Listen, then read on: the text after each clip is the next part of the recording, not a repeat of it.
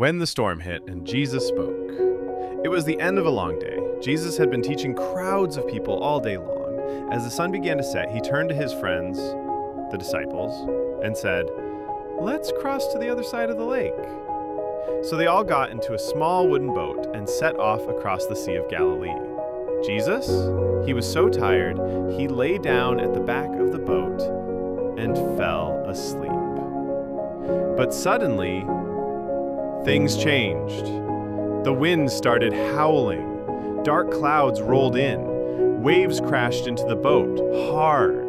The disciples, some of them were fishermen, remember? They were used to storms. But this one, it was bad.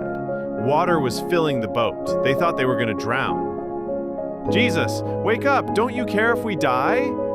Jesus stood up. He looked at the storm, the wind, the crashing waves, and he said, "Peace, be still."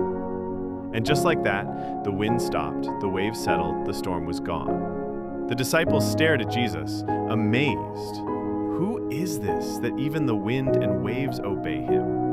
Sometimes life feels like a storm, loud, scary, and out of control. But just like the disciples, we can call on Jesus. He's not far away.